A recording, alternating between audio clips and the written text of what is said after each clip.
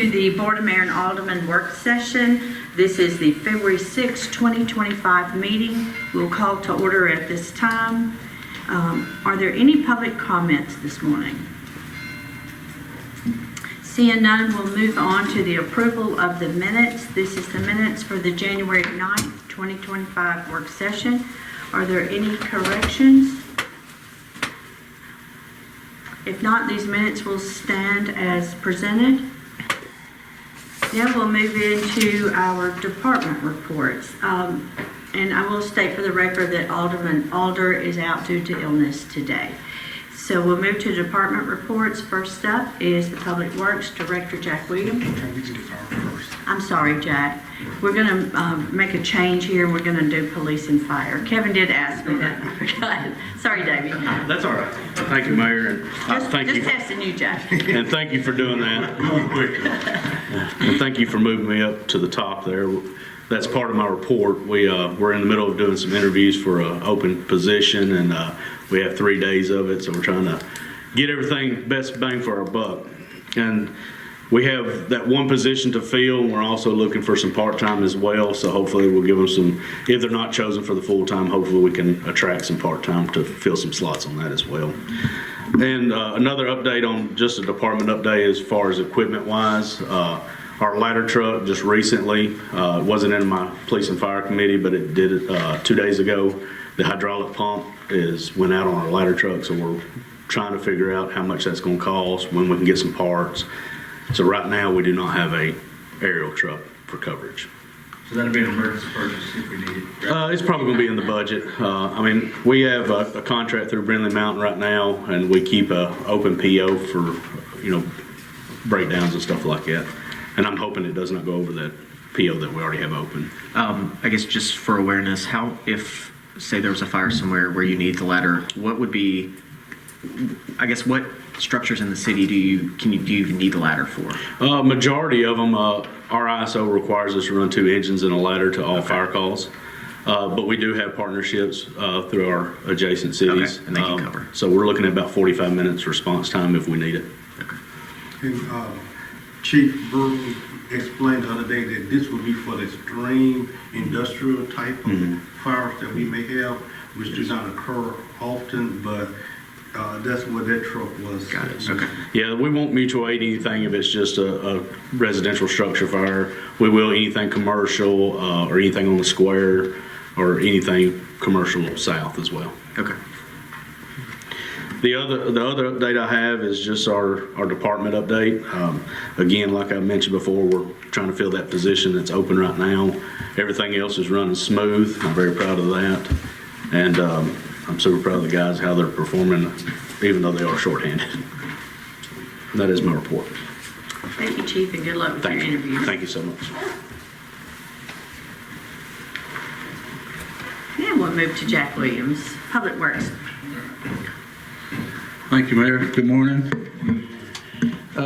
Just kind of a department update where we're at. So I'll start with sanitation. We've had some major issues with our garbage truck. I guess you guys have probably caught wind of some of that. We have right now got a rental truck that we leased for 1 month. We had to do a 1 month lease period. We have been using it. We did get an old truck running, but believe it or not, it broke down again. So we're back with the rental again. So, but we're keeping the old one running. And then they're working on getting the backup to the backup, trying to get it running. So it's a lot to it. Those guys are doing the best they can in the garage to get it going. We had major issues. We got behind on the route, but our street department guys fell in there with the sanitation guys and did a great job of getting it caught up.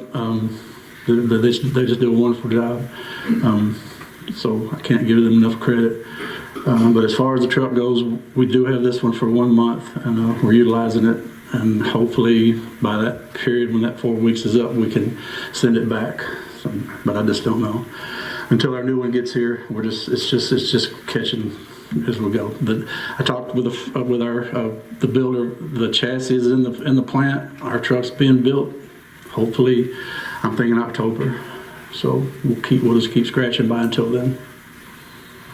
So, all right. Any questions on that? if you see those guys, give them a pat on the back. Did a great job.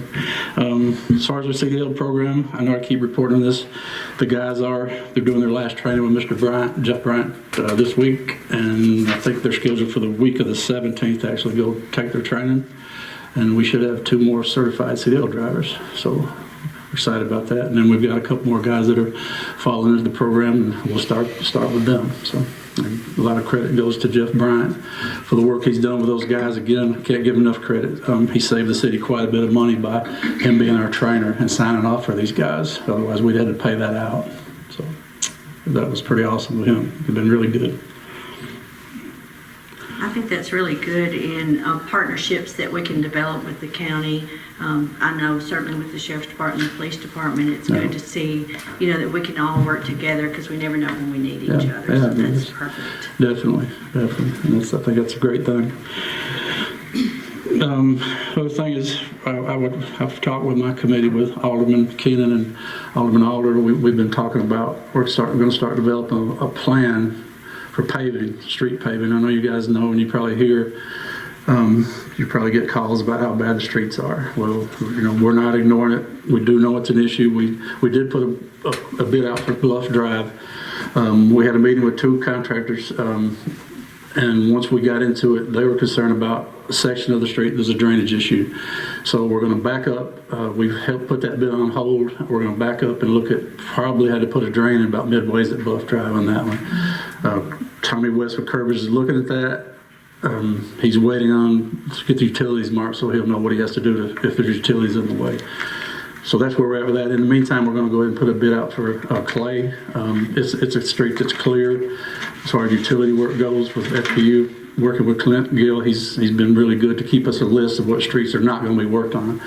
So we're trying to, and the reason, that's, as I said before, the reason we're not doing some of the streets, we're not ignoring them, but we just can't get to, we're not going to do them because FPU has the projects coming through to cut utilities. So no need to pave them, have them tear them back up again. But there are a few streets that are clear to do, and that's what we're going to try to work on those. And then we'll get what we can with what we have this year, and then we're going to look at what we need to do. We talked about a 5-year plan, maybe begin to develop something like that, because it's, this can't all be done at once. So that's where we're at with streets. It's a lot to do.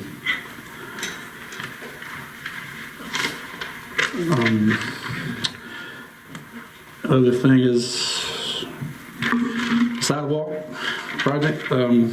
Knock on wood, everything's been going pretty good. We're working on the ADA list. Our ADA coordinator has given us a list of what the things that we need to correct, or that may be out of compliance, or that just need to be addressed on the Market Street side. And she also gave us some of her insight on Main, because she did walk through there, and so we're addressing that. Mainly, one of the things we're going to do is the push buttons that you see around. We've got to make those more accessible, and I think we can do that in-house. I've talked with Mr. Owens. It's just a matter of moving them around, making them more accessible if you're in a wheelchair to actually push those buttons. And Jill and I walked yesterday, and we've got a pretty good plan how we can address that. And I think we can check that off the box as far as she goes. As far as the project itself, as what I've understood, the contractor has what they need. Mayor might help with this as far as the landscaping.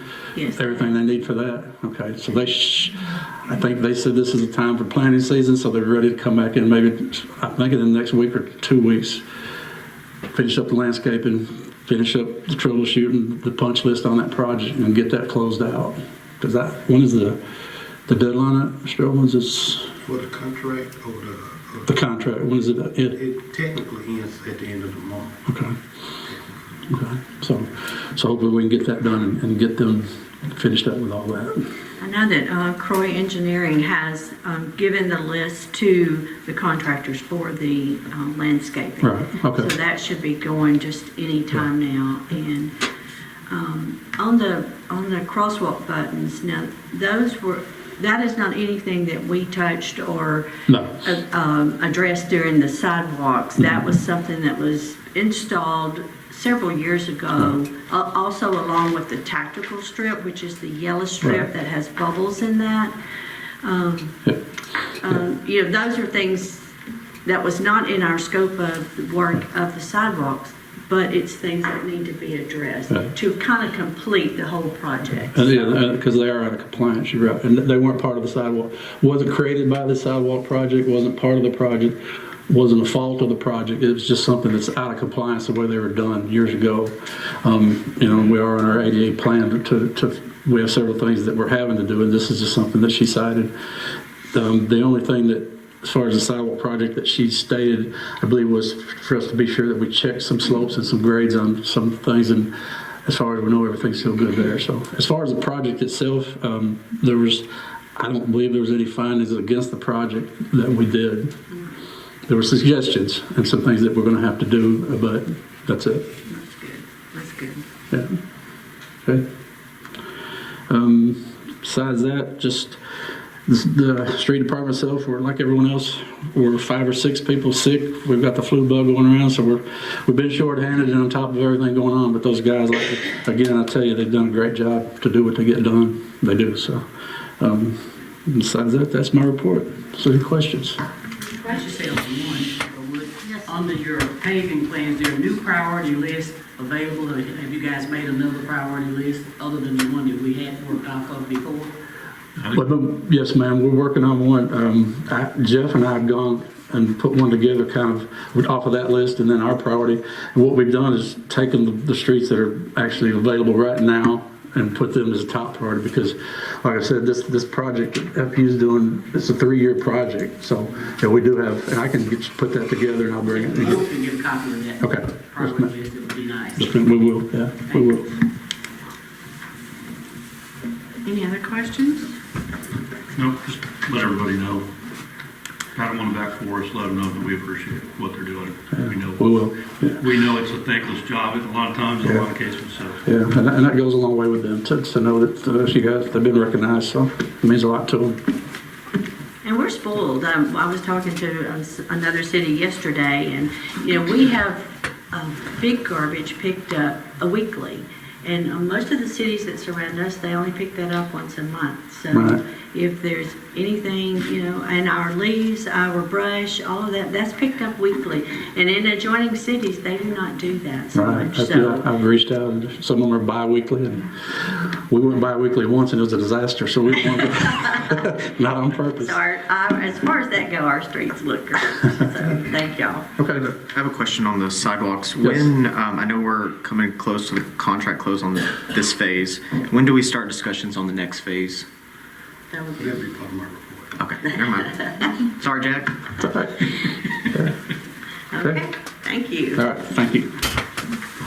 Then we'll move to police and fire. Chief Jennings. Good morning. Morning.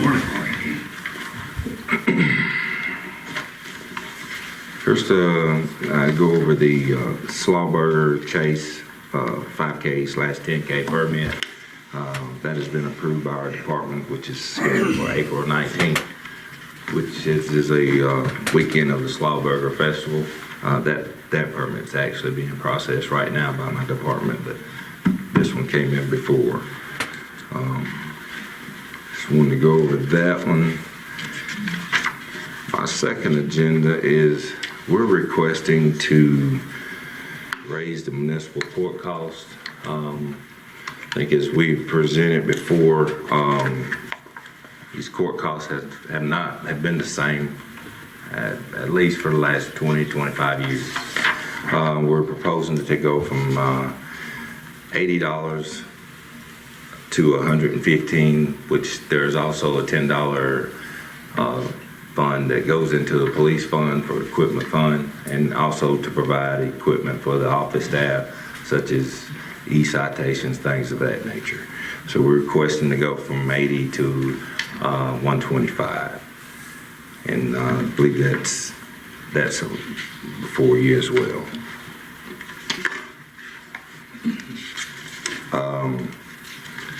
Departmental update: we have I currently have 2 officers that are scheduled to go to Toledo. Let me back up. I have received the official documentation for 1 officer who's going to be in the April class of this year, and then my other officer is on the wait list. He is number 3 on the wait list, so we're hoping he gets in. If he does not, it'll be July before he can go. We have also made 2 more offers to potential candidates. They have accepted, so they're now going through the process of going through the hiring process. So just if they complete the process to be hired, and we're looking at August, hopefully to get them in. If we can't, we're looking at an alternative as Blount County, so we may have to pay to send them to the school. So that's where we are as far as manpower. I still have 2 patrolman positions open, and in the last 2 weeks I've received about 15 applications, so things are looking bright. Wow. So it's we're doing well there. I'm extremely excited for the department and the guys. They're working really hard. So, and I really appreciate what they do. That's pretty much all that I have. Any questions? Chief? So we will move this ordinance forward to increase the court cost. Also move forward the Slaughter Chase that would need to be voted on. Any other questions? Again, let them know we appreciate what they do. I will do. Thank you.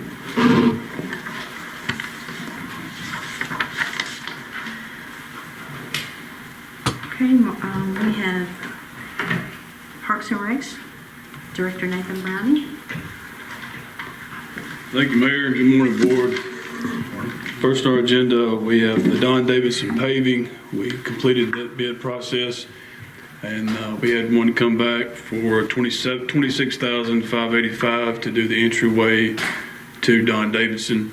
It'll start, if you enter Don Davidson, the first probably 100 yards or looks good. After that, it goes down tremendously. So the paving company we'll start at that point and take it all the way around to where the gate is and meet up with last year's paving project. It came in well under budget, so we have more there that we maybe can do in the future. But that bid process completed this week, and we're looking forward to getting that started. The pool slide, I spoke with Corcat. They're looking to install the end of March or 1st of April, and then to begin that process for the pool slide.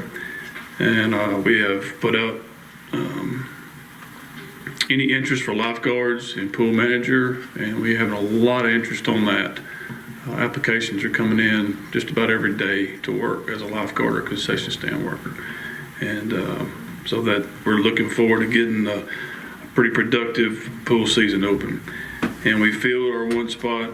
Joe Hopkins is now with our team. He's fitting in very well, and looking forward to moving forward with our team. Fortunately, no one is sick today, so we'll hopefully and prayerfully keep that going. You're probably the only organization. That's right. Well, I hadn't made it over there this morning too far, so we'll see. Hope the day ends away. But we're glad to have him on board, and also our dance, our Kids Invite Someone special dance is going to be this Saturday night. And I think right now we have 54 signed up to be there for that event. So You had 5 more. 5 more. I tried to sign yesterday, but I got hung up on the DL part. That's all right. We'll have plenty of room. Any questions? Can we move that bid, because we just had it open this week? Can we move that to board to vote on? Yes. I don't see a problem with that, do you, Kevin? I do not.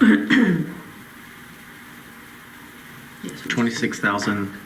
585. 85.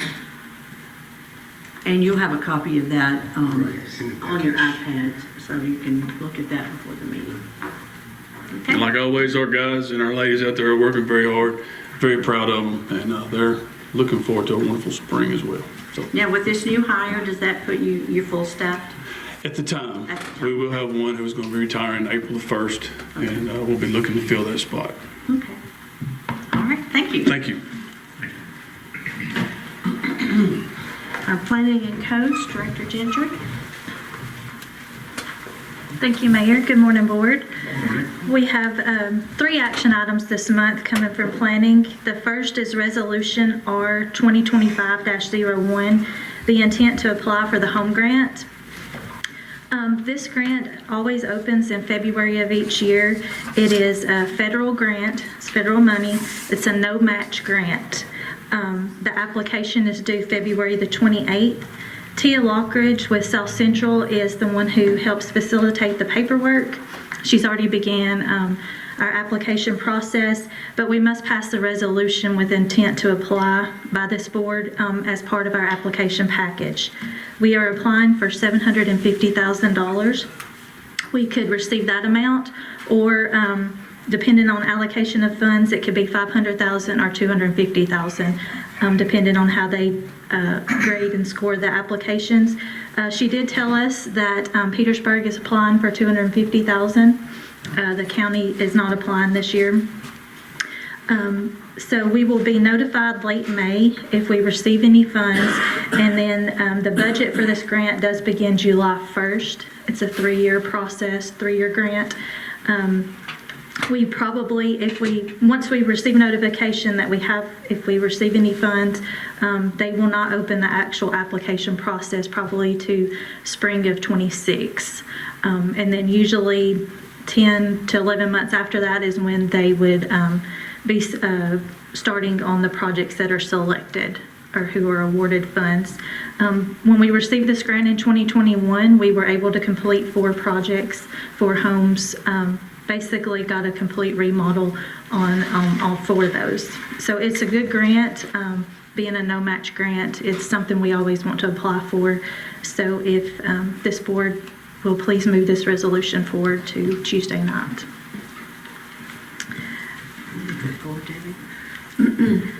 The second item is ordinance 2025-02. It's to amend Title 14, Chapter 1 of the Municipal Code. Attorney Hill has helped me over the past year.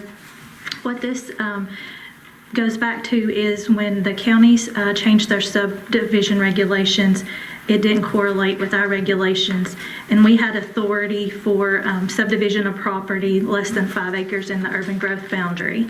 We have voted by ordinance, this board voted, and then the county board voted to give that authority back to the county for that subdivision of property. So we need to, and then it went to the state. It took several months to get to the state to get their approval. They've since gave that approval, so it removes a regional planning commission back to just a municipal planning commission. So now we need to amend the municipal code, and then after we do that, the planning commission bylaws to take out the part about being a regional planning commission, and then the residency requirements for 2 members to live in the urban growth boundary. So this ordinance, the changes that's reflected would be making them as long as they're a resident of Lincoln County. So the mayor gets to make these appointments. It does not require board approval, but it would require approval to amend the municipal code. We can move that forward, Debbie. And then the last item that I have is the Municipal Planning Commission 2024 Annual Report. This is a document that we provide each February to this board. It was sent up from the Planning Commission. It is basically a document that showcases all of our monthly approvals and projects for each month. In 2024, it shows our members, their tenures and years of service. And then the last section is our goals for the year. This year, we want to be able to update the zoning districts. We've got some really outdated wording in there for permitted uses, some things that need to be added. Then we will also take a look at setback requirements and anything that pertains to those districts. It'll be a year-long process usually to get that done. Last year we were able to fulfill our project was the sign ordinance, and we did get that updated and approved.